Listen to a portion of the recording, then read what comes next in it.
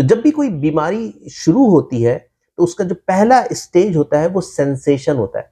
मतलब अंदर से अजीब सा लगना, मुझे कुछ अच्छा नहीं लग रहा, मुझे बात करने का दिल नहीं चाह रहा, मुझे अजीब लग रहा है, मेरी नींद खराब हो रही है, भूख नहीं लग रही, किसी काम में दिल नहीं लग रहा, लोग अच्छे नहीं लग रहे, किसी से बात का दिल नहीं कर रहा, थोड़ी-थोड़ी देर पे रोना आ रहा है, अचानक से आँख खुल जा रही है। अब जो पहला स्टेज है ना, जब आपकी सिकनेस, अगेन वर्ड याद रखिएगा सिकनेस, जब सिकनेस आना शुरू होती है, तो वो बेसिकली इमोशनली आप खराब होना शुरू हो जाते हैं, इमोशंस आपके डिरेंज होना शुरू हो जाते हैं, इमोशनल लेवल आपका खराब होना शुरू हो जाता है।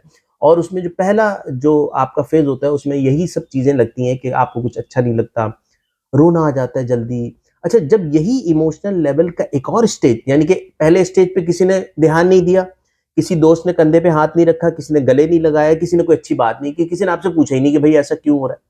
तो जो नेक्स्ट स्टेज आता है वो होता है हमारा इंटेलेक्ट लेवल खराब होता है। इंटेलेक्ट लेवल क्या है कि हम चीज रखते रखते भूल जाते हैं, हमारी अचानक से आंख खुलती है, हमारी नींद खराब हो जाती है, हम कुछ भी चीज रख के आसपास में, हमारे हाथ में चश्मा है और हम भूल गए, ये इंटेलेक्ट लेवल है।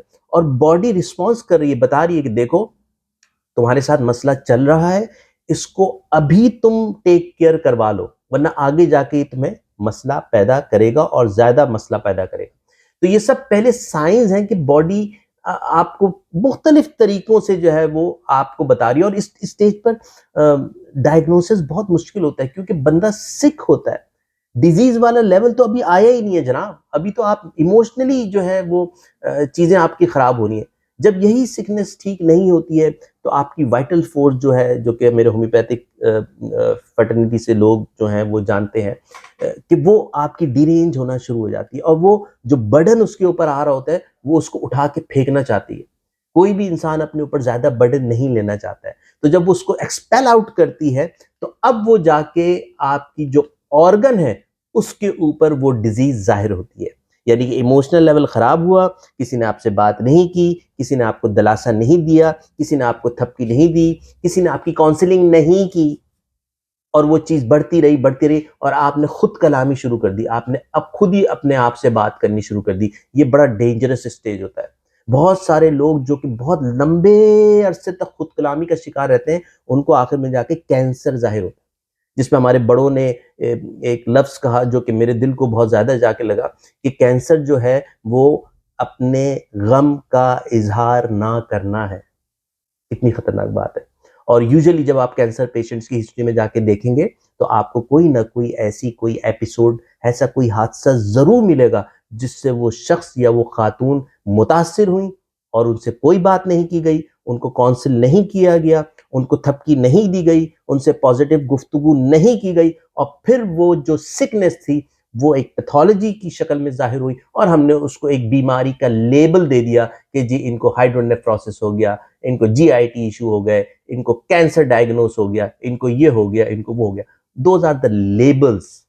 वो इससे ज्यादा और कुछ भी नहीं है जब हमने उससे पहले ही किसी को ठीक नहीं किया। इसीलिए जो पैथोलॉजी होती है उसको हम लोग, जो होम्योपैथ्स होते हैं, वो उसको प्रोडक्ट ऑफ डिजीज कहते हैं। डिजीज जो है वो आपकी मौजूद होती है वाइटल फोर्स में, यानी कि जो रूह होती है ना, सिंपली अगर मैं आप लोगों को समझाऊं, वो बीमार हो जाती है। और रूह को अगर हम ठीक नहीं करते हैं तो बीमारी जाहिर होती है, जो कि हमारे लिए डिजीज नहीं बल्कि प्रोडक्ट ऑफ डिजीज कहलाती है। तो अब उसमें क्या होता है कि वो सारे सिम्टम्स होते हैं, प्रेजेंटेशंस होती हैं, जो कि एक होम्योपैथ देखता है, समझता है, और उस प्रेजेंटेशन पे, उस पर्टिकुलर इंफॉर्मेशन पे और सिम्टम्स के ऊपर वो दवा को सेलेक्ट करता है। तो there is no fix rule in homeopathy कि जैसे एलोपैथ्स के अंदर होता है कि set of disease, set of medicine, ऐसा हमारे यहाँ नहीं है। ऑल्दो के हमारे यहाँ वो प्रैक्टिस होती है, लोगों को फायदा भी होता है, लेकिन जो बेसिकली होम्योपैथी है वो कस्टमाइजेशन का नाम है। एफोरिज्म 1 सिकनेस के बारे में बताता है, जरूर पढ़ें आप लोग सब जाके। और एफोरिज्म 81 टू 84 85 तक, उसमें सारे dos and don'ts, quality of physicians, how to take the case, ये सब कुछ डॉक्टर हनीमैन ने अपनी ऑर्गेनन में, जो मेरे पीछे शायद आपको किताब नजर आ रही है, उसमें सब कुछ बता दिया।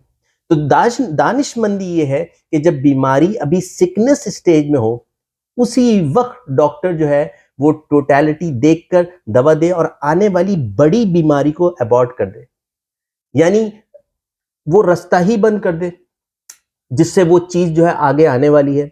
तो यहाँ पे एक और बात समझ में आई कि होम्योपैथी वो वाहिद तरीक़े इलाज है जो कि बीमारी को अबॉर्ट करने की सलाहियत रखता है उसके आने से पहले।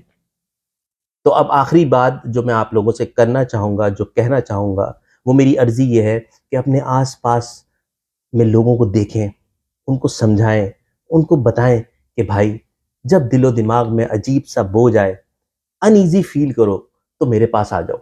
वक़्त ज़ाया नहीं करो।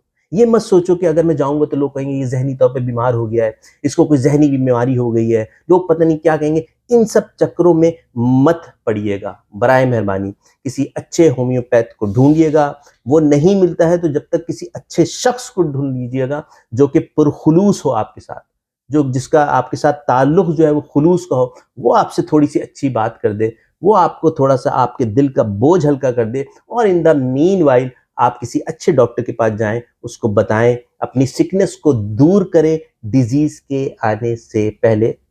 बेहद शुक्रिया।